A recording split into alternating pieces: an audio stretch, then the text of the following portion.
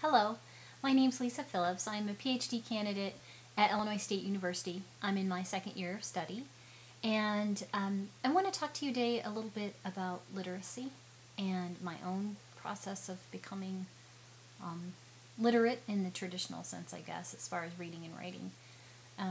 When I was little, I remember I was 4, I think, and my parents were outside or doing something, and I answered the telephone after it rang. And this woman said, "Can you take down a message for your mother and your father?" And I said, "Well, no, I can't. I'm illiterate. I don't know how to read and write yet."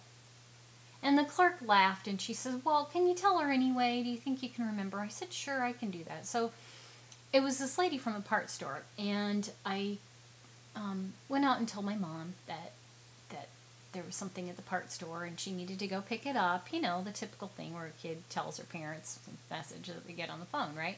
So the next week I went with my mom to the parts store, and the clerk that had answered that had called my mom was there, and she said, "Oh, you're the one with the illiterate daughter."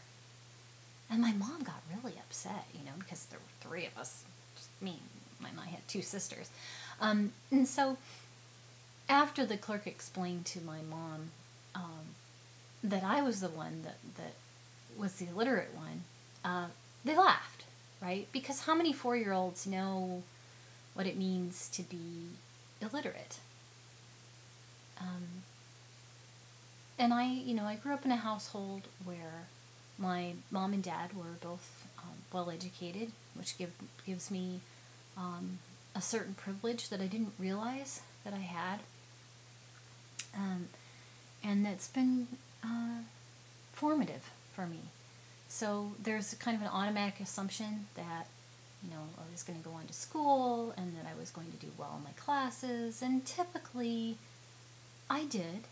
And then when I got done with college and I went to work in the workforce, I went to work in Chicago for a large corporation for a while, and then I decided I didn't like it, and I went home and helped my parents run a small business. They made furniture.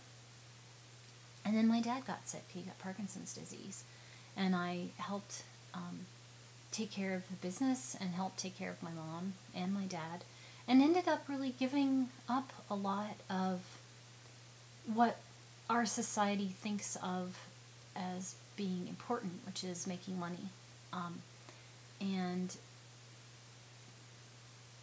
developing a career in corporate America.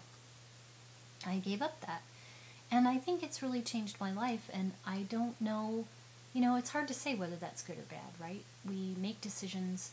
I actually went back to school after my dad died and my mom retired, basically.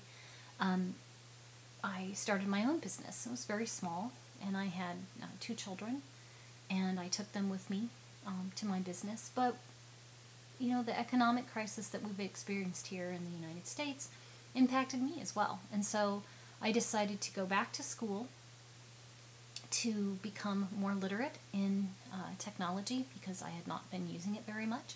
I'd been focusing on relationships. And what I discovered is that I really loved it, that I loved being in school, even though I came back at in middle age, basically, because I wanted to advertise my business originally, was my original intent. And it changed. And what I decided was I had a responsibility to the next generation to help form their literacy as well as my own, and that those things work together. They are enmeshed, and you cannot take them apart. We have a responsibility to the people that are growing and to the people that are aged. And even if we find ourselves in the middle of that sandwich and feel kind of squeezed sometimes, that's part of our literacy, that we inherit that. And we have a responsibility to share what knowledge we have with the people that are going to replace us eventually. Um, and so for me, now my mom has Alzheimer's, so I'm learning a whole another layer, a different layer of literacy as far as dealing with the medical community, trying to help her navigate through essentially going back to a childlike state in some ways, but not really, she's not in a child's body. So you have to figure out how to navigate those different kinds of literacies. And those aren't alphabetic texts. That's a kind of literacy that comes from, you do have to have alphabetic literacy. It helps a great deal to be able to help your loved ones navigate some of those very difficult times. And it helps to be able to write about that and share that information with other people to let them know that they aren't alone if they're going through that very difficult time, either with a parent or with a child that's sick.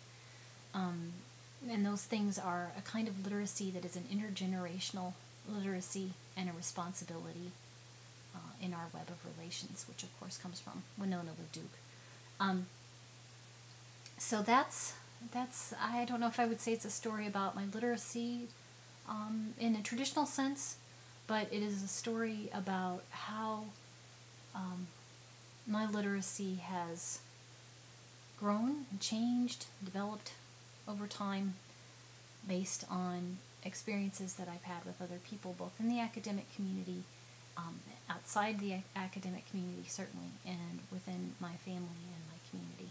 So thank you, and I hope you share your intergenerational literacy with someone else. Thanks. Bye.